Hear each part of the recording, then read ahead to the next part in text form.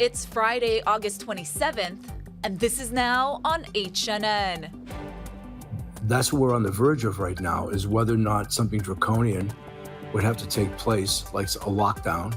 Hawaii's daily COVID case count tops 1,000 again, and the state's death toll continues to climb. There are a lot of concerns going both ways on that. New today, Hawaii County announces new restrictions on gatherings. Our schools are safe. Despite calls for the DOE to go full distance learning, the interim superintendent says it's not happening. Plus, big changes at Honolulu's airport. These stories and more coming up on This Is Now.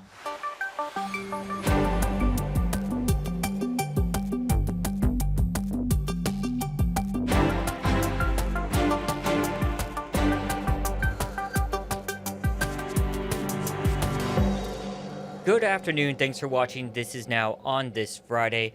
Yet again, the state's COVID case count tops 1,000 yet again. The state health department is reporting 1,035 new infections today and 9 more deaths.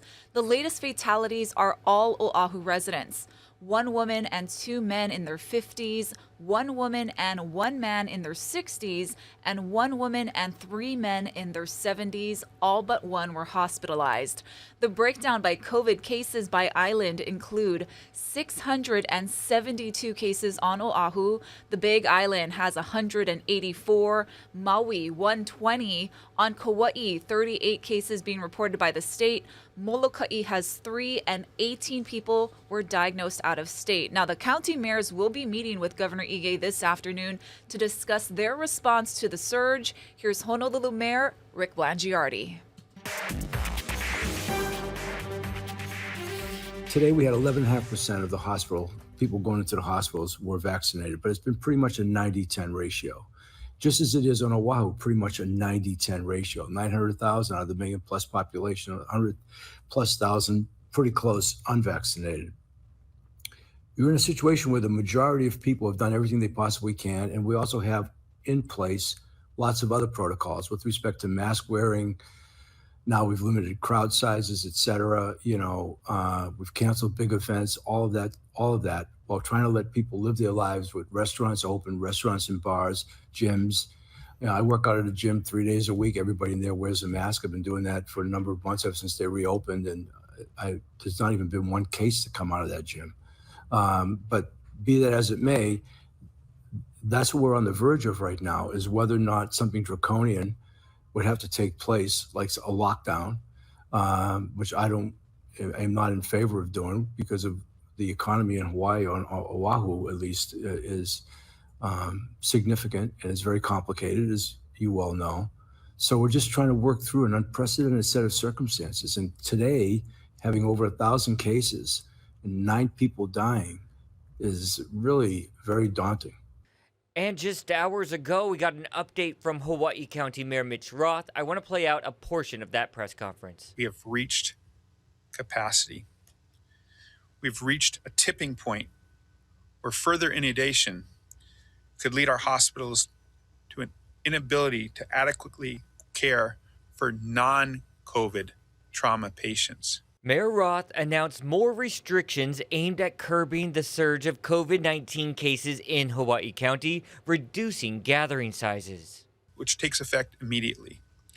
This will reduce gathering sizes on our island to 10 people indoors and 10 people outdoors congregating together. We will also be ramping up our enforcement efforts to ensure the safety of our community. Our Hawaii Police Department's officers have been given the authority to issue $250 citations to all those found in violation of any of the COVID-19 rules. Today, Hawaii County also announced changes to park rules. Here's what Maurice Messina had to say about that. He's the parks director. Initially, the mayor and the mayor's rules committee was discussing the complete closures of all parks and beaches on the island because of the community spread and what we're seeing with COVID-19. Then the mayor came back to us and asked us to come up with a plan that would allow people to still get their exercises, people to still be on the beaches, being out in the sun, being out in the fresh air, And what we have today is the culmination of those rules, working with the mayor and his rules committee, among others.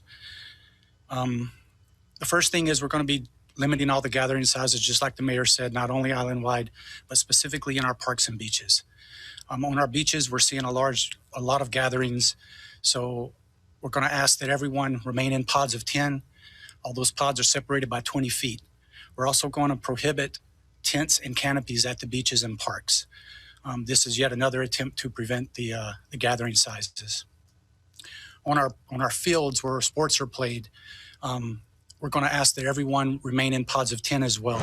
Meanwhile, a mortuary trailer is now sitting outside the Honolulu Medical Examiner's office. An official said the trailer was placed in the fenced parking lot on Tuesday and is now being used to increase the morgue's capacity. New at noon, here's Charlotte Carter, the lead investigator at the medical examiner's office. We have ebbs and flows in the deaths.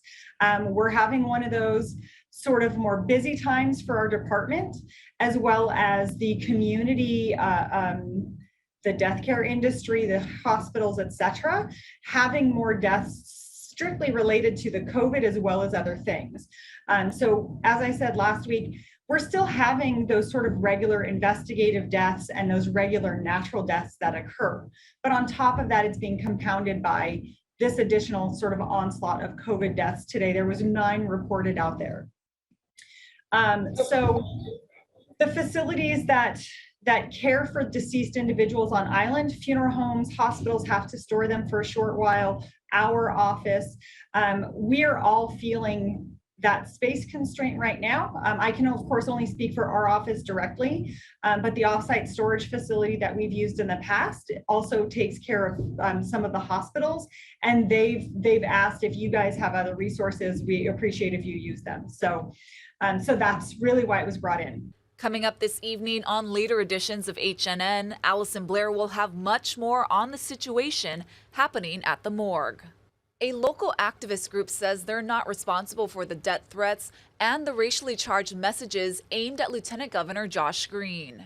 Members of the Aloha Freedom Coalition have been a regular fixture in front of Green's Kaka'ako condo over the past few weeks, voicing their opposition to vaccine mandates and restrictions. A group spokesperson says they have been respectful and the threats on flyers and social media are not coming from them. We condemn any type of violence or any kind of death threats, but we can't control who shows up and who does what.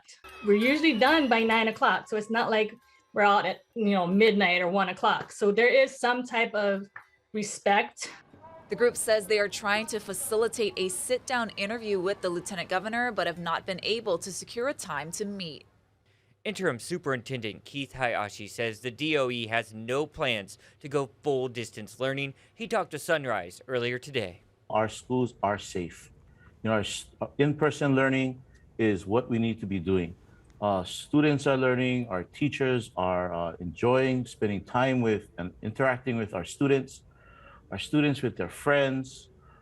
School is a place where not just learning happens, but supports for students are there too. Whether it be lunch or counseling services, schools need to remain open.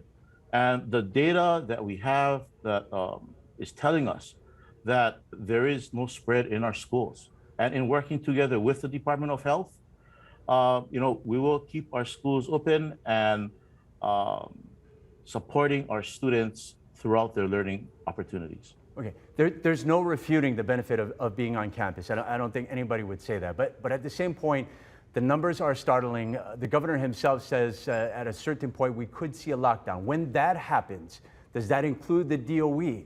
Would schools be involved in that?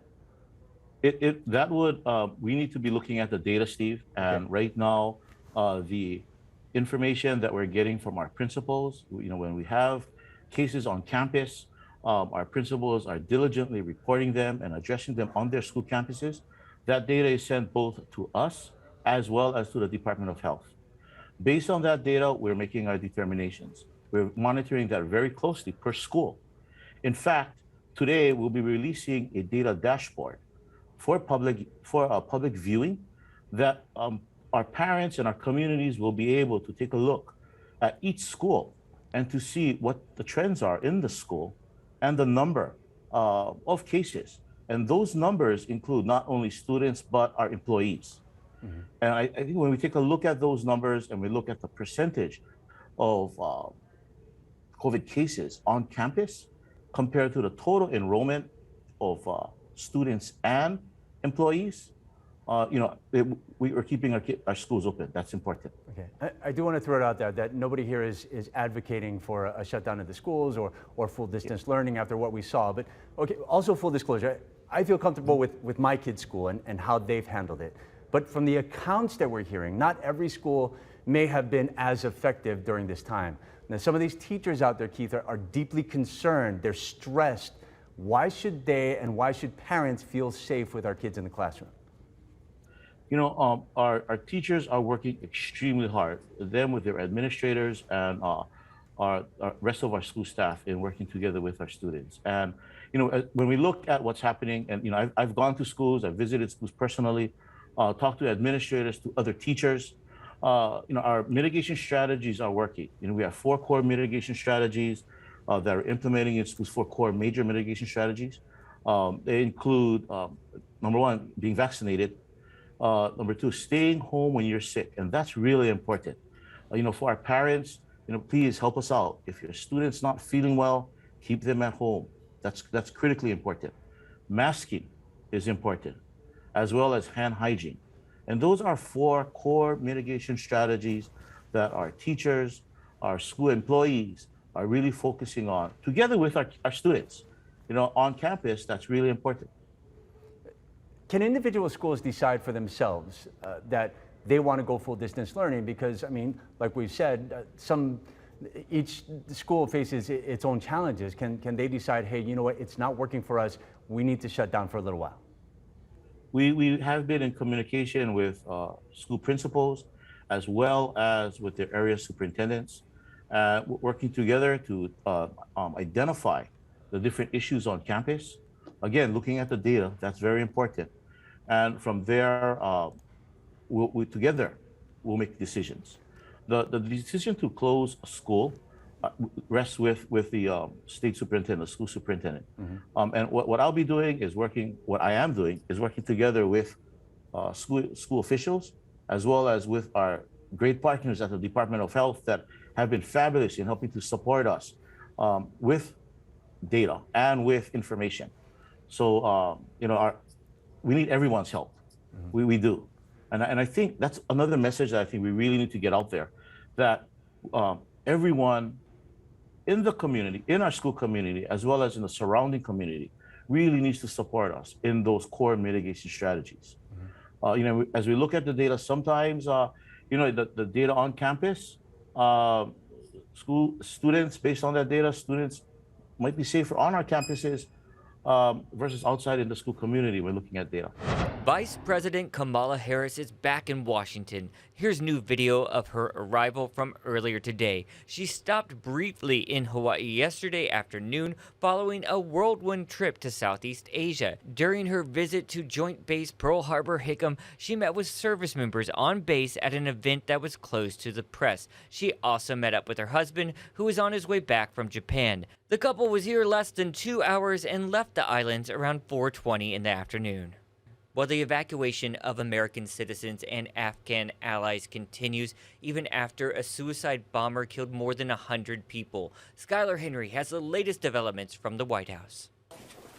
The Pentagon now says there was only one suicide bomber in Thursday's attack outside Kabul's international airport, setting off an explosion that killed 13 U.S. service members and many more Afghan civilians. The group known as ISIS-K has claimed responsibility. We still believe there are credible threats.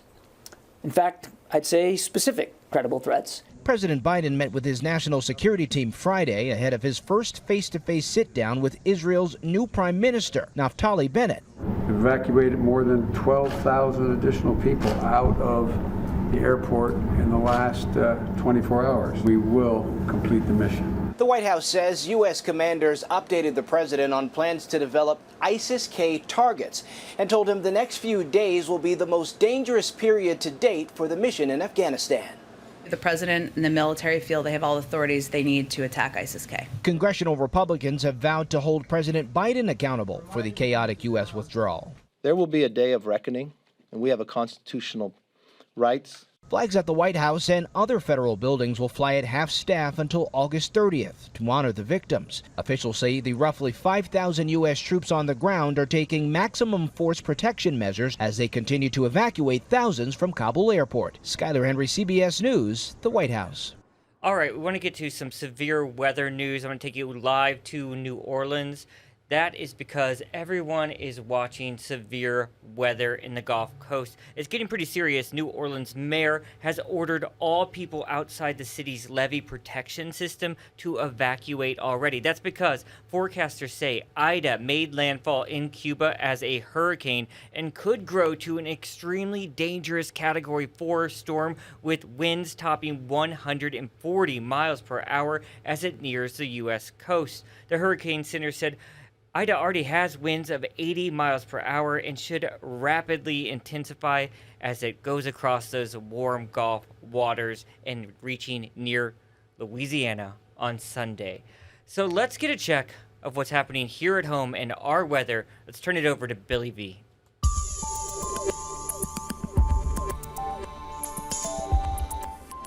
Thank you very much. Happy Aloha Friday. Whew, here we go. Friday and the weekend ahead. It's actually going to be great weather for you. So we take a look at the rain and wind trend model. You can see across the Hawaiian Islands, we've got trade winds that are blowing 10 to 20 miles per hour. That'll be today and tomorrow. As we put this into motion, you can see not a whole lot of rain showers. We've got a drying trend after Sunday. It'll bring some interior showers and maybe some leeward showers. But for the most part, it's going to be great weather for you as we get into next week. So surf-wise, once again, small surf, that's going to be flat to 2 over on the north side and the west shores. South side, town spots are 2 to 4. This will get a little bit of a bump tomorrow, and then the east sides will get trade wind trade wind swell, and that'll come down as the trade winds come down. So once again, your 7-day forecast for you is along the side here. You can see lots of sunshine, and that's going to be for today, 89 degrees your high. Your northeasterly winds 10 to 20 miles per hour. Small craft advisories are in effect for portions of Hawaiian waters due to strong and gusty trades. Enjoy the next 7 days of great weather. Get the latest on air online on your mobile device and at hawaiinewsnow.com. The new Mauka concourse at the Daniel K. Inouye International Airport is now open. It's the first major expansion at the state's largest airport in almost 3 decades. Casey Lund takes us there. This is all part of a much larger project, of course, Honolulu's airport modernization. And it's not just here at HNL. It includes other airports on other islands as well. But here, the Mauka course, really the first expansion of the gates at the Daniel K. Inouye International Airport in almost 30 years. The Transportation Department, though, blessed the new facility here at Terminal 1 yesterday. The concourse has enough room for 6 wide-body or 11 narrow-body aircraft. DOT spokesperson says the new area will provide relief during peak periods. The difference that you will see is that during the peak periods each day, between 10 and 3 p.m., there's a lot of congestion at the gates. So that will help de-peak the congestion. Basically, this will not only help passenger traffic, but the airlines. They'll be able to work more efficiently because of the fact that there won't be delays due to gate shortages. The concourse is also set to help with lines at security checkpoints, the TSA adding 6 additional lanes. This is, again, the first major gate expansion in almost 3 decades. The price tag for this project, $270 million. Now, the next thing that folks can expect to have happen here at the airport is at Terminal 2, where they'll be turning a big part of that facility into a one-stop shop, really, for all the rental car companies, including customer service, maintenance. All that's going to happen there. The remainder of Terminal 2 will be returned to public parking. That project expected to wrap up sometime next year. Reporting at the airport, I'm Casey Lund. Now back to you. All right, tough day of news today. Let's get to some positive stuff. What do you say about that? Let's do it. Yep, and let's start with some entertainment news and some cool video. Check this out. Here we go. Jason Momoa is showing off his guns as he trains in London for his new movie, Aquaman and the Lost Kingdom, due out next year. The star is also in the movie Sweet Girl, which is on Netflix.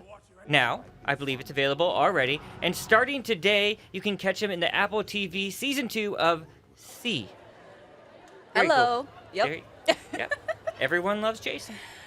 So, have you heard of the new viral craze, the Milk Crate Challenge? Oh, that's a mess. It's a mess. It's Yeah. scary, too. Guys, okay, so people on social media, they basically stack milk crates in a pyramid and try to climb them like stairs. Now the challenge has been banned by the app that gave it life. So TikTok deleted search results for the hashtag Milk Crate Challenge and said in a statement today the challenge was, quote, publicizing a dangerous activity. You think? People are reportedly getting hurt as the milk crates usually tumble, and health officials are also warning against the stunt, noting it comes at a time when ERs and medical personnel are overwhelmed with COVID-19 patients. Excellent point. Yes. And even for this story, I didn't even want to give it credit by showing it. That's why I just showed that screen there, but it's scary. Yeah, and don't it blew do up it. out of nowhere, that challenge. It's all over the place. Yeah, a little scary. Rapper Kanye West is partnering with The Gap, and this $200 jacket is the first piece from West's Yeezy branded clothes. Now, the demand for the expensive apparel is apparently off the charts. Pre-orders have started in North America, Tokyo, and Europe, and the company CEO says 75% of those customers are new to the Gap brand. That's very interesting. The sales helped the retail chain top expectations with Friday's earnings and sales report. The Yeezy branded clothing is part of a 10-year partnership West announced with Gap last year. And look, it's even in This Is Now Blue. Yeah, it's very basic for $200. A little pricey. Yeah. So a Hawaii woman is about to tackle an extreme endurance challenge. She says it's a journey to find her potential in mind, body, and spirit. Keahi Tucker has the story. If you really want to do something, you can find a way to do it. Terry Dietz is about to do something that will test her limits. I'm not a swimmer by trade. I don't have the depth. A swim across the Kaiwi Channel from Molokai to Oahu, about 28 miles, mostly at night. So welcome, welcome. Do what you need to do to take care of yourself. A former aerobics champion, she's been training for years while running a corporate wellness company. 3 years ago, Dietz was part of a relay swim from Lanai to Maui. About a year ago, she set a goal to cross the Kaiwi Channel and got serious. We started dark 30 and we swim. She says she swims for 2 to 6 hours a day, sometimes twice a day. It's been one heck of a journey. But to conquer Kaiwi, she expects to be in the water for about 18 hours, with 2 escort boats on the lookout for predators and jellyfish. It's nothing to shake a stick at. It's you got to have a deep why and a sense of why you're doing it, and because that's what gets you out of bed in the mornings. Dietz's why is to challenge herself and inspire others, the way she's been inspired by Hawaii's many endurance athletes. If all goes well, she'll leave Molokai at 5 p.m. Sunday and arrive at Sandy Beach before noon on Monday. This is a privilege, as well as an honor and a joy to be able to have this opportunity to be able to make this attempt, and we really thank everyone. Keahi Tucker, Hawaii News Now. Whoa. Yeah. That's a quick swim, actually, for her. I didn't realize she could do it that fast. Yeah, we wish her the best of luck, and please be safe out there. I'm scared to go to the flag at Kaimonas. So that's about as far as I go out Night there. swimming? Oh my gosh. I don't No, know. thank you.